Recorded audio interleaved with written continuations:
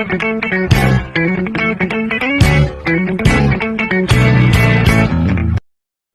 warahmatullahi wabarakatuh. Kembali lagi bersama dengan saya Ica Mazaharo dari kelas 10 TJKT 1. Saya bersama di SMA 1 Majalengka dengan jurusan TJKT 1.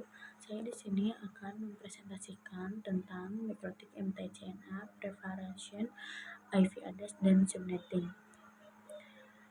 Di sini saya akan menjelaskan tentang outline pengenalan IP address dan subnetting, IP public dan IP private, dan classful dan classing addressing, dan ada kasus subnetting, konsep block subnetting, konsep switch dan router, dan di sini saya akan menjelaskan tentang pengenalan IP address dan subnetting. Ketika suatu perangkat ingin terhubung ke perangkat lainnya, baik itu menggunakan wired ataupun wireless, tentu saja memerlukan identitas nama pada setiap perangkat. Identitas tersebutlah yang dinamakan IP address. Kedua, ada subnetting adalah upaya atau proses untuk memecah sebuah network dengan jumlah host yang cukup banyak menjadi beberapa network dengan jumlah host yang lebih sedikit. Teknik subnetting membuat skala jaringan lebih luas dan tidak dibatas oleh kelas IV atau klasis A, B, dan C yang sudah diatur. Selanjutnya ada IP address privat dan publik. Singkatnya, IP publik merupakan IP yang digunakan di internet dan bisa diakses dari mana saja. Jadi misalnya kalian mengakses IP publik masing-masing yang dimiliki oleh merek, asalkan divisi kalian terkoneksi ke internet. Yang kedua ada alamat IP privat.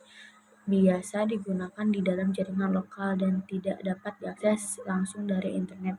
Ini adalah bagian penting dari konsep yang dikenal sebagai Network Address Translation atau NAT disingkatnya, yang memungkinkan beberapa perangkat dalam jaringan lokal menggunakan satu alamat IP publik tunggal untuk berkomunikasi dengan internet. Dan di sini ada foto tentang kelas pool ataupun kelas addressing. Bisa dilihat saja dari sini, dan selanjutnya ada kasus subnetting. Kasus subnetting untuk melakukan proses subnetting Anda akan melakukan beberapa proses seperti prefix yang sesuai, subnet mask, IP network, IP process, dan rank IP yang bisa digunakan. Dan selanjutnya ada konsep blok subnet, yaitu diantaranya ada IP network, IP broadcast, diibaratkan seperti ruangan. Setiap blok subnet by default tidak bisa saling ping komunikasi. Kumpulan visi yang berada pada suatu ruangan perlu dikonfigurasikan menjadi blok 1 subnet. Dan selanjutnya ada IV versi core for delivery tipe. Ada 3 tipe, yaitu unicast atau one-to-one communication adalah proses mengirim data yang dapat diterima oleh satu host saja. Contoh unicast adalah komunikasi yang dilakukan oleh IP address, baik itu IP address kelas A, B, atau C. Jadi dari satu host mengirim ke satu tujuan yang sudah ditemukan tujuannya. Selanjutnya ada tipe multicast atau one to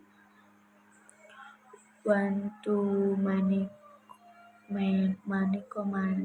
communication atau proses pengiriman data oleh satu host ke beberapa destinasi yang sudah dikelompokkan tujuannya dalam grup. Contohnya adalah IP address kelas D, walaupun caranya kerja IP address tidak digunakan, tapi masuk ke dalam kategori multicast.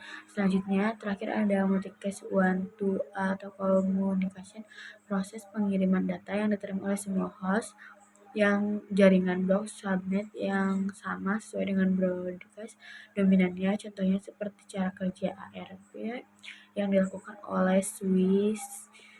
Dia mengirimkan ARP ke PC-PC yang berada dalam satu row dominan. Dan selanjutnya terakhir ada konsep switch dan router. Kalau switch bisa mengkoneksikan perangkat yang satu network.